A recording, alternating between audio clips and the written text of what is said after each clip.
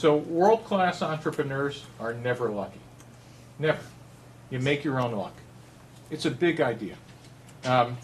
You know, at a single point in time, you'll say, yeah, I just happened to be there when X happened, or gee, that just kind of happened, and I was just there when somebody said X or Y. Over a career, you will now look back and go, you were not lucky. You showed up more than other people. You took advantage of more other people. You raised your hand more often. You were there more often. You got on a plane where everybody else went, it's too much of a hassle. World-class entrepreneurs do that over time consistently. And you could tell the difference of whether you're going to make it or not is when everybody else says, nah, too much work, or, oh, you mean I got to like drive over there, or you mean you have to talk to them? No, it's just too much of it, or nah, that's just too hard. I want you to remember that. That adds up over time in a career. And you will start making your own luck, and you will find that stuff will start coming your way. Does this make sense? Right? Yes, this conference happened to happen, but you guys decided to go to it. Somebody like gave you a little hint that perhaps you needed to do that. But my point is, don't ever think luck happens to other people. And I want you guys to understand the distinction between standing there waiting for direction versus making your own direction by making it happen. So just as an aside, keep going, guys. This is good. Well, we thought these guys would know this big problem, so it existed. It was just,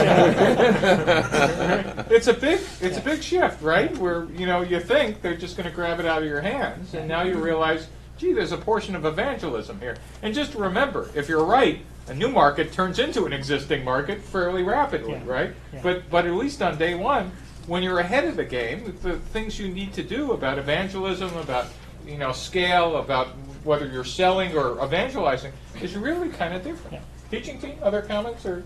So quickly add to that getting the people you're talking to as your customers to be talking about this problem itself is part of your journey now. Yeah. As Steve explained, getting that message out there and making your company solution part of the conversation at all the conferences 6 months and a year from now is a critical thing to do. If you do it, you're of course well positioned to take advantage of it. So the point is that a lot of the reason I'm pushing on these points that we're talking about these things is a lot of the pivots are off understanding the complexity of that chart. More of the pivots are off. There's some complexity. The market's not penetrable. Understanding the ecosystem. There's no insertion point for a new technology or a new company. Those are probably more the reasons for the pivots than around the core technology. So the sooner you understand that ecosystem, the sooner you'll have a sense of where you want to stay with it. And again, just focusing back on you guys, you may look at the fuel cell market structure and go, it's just not penetrable for new entrant, even though the technology is applicable. Right. So what are you going to do for tomorrow? For tomorrow, we're going to go try and visit the planning board for Redwood City and see what they're thinking about, because they're working on this proposed desalination plant. Try and talk with them about how they're thinking about that project. And some of you are probably wishing that now, but I have to tell you how proud I am of each and every one of you here, because you're going to look back in what you did here, most of you, and go, holy cow, did we actually do that in a class? While we were taking a course load and work and everything else? And so for me, it's just a really impressive effort on all your parts. Any other comments? Yeah, I'm guessing for some of you this was the hardest class you might have taken, and that's the intent. Because as hard as this class might have been, it's so much easier than when you get out and do it for real. So the laboratory was a sort of a safe place to stretch your muscles and see if this fits. And for a lot of you, I think it does. And I'm thrilled to have been a part of it. I think you guys are doing a great job. Yeah. Thank you guys. Congratulations, and best of luck to all of you on Monday.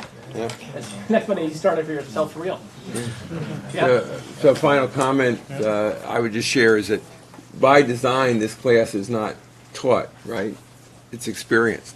We set up a framework under Steve's leadership that gets you out of the classroom, and then we all sort of monitor each other.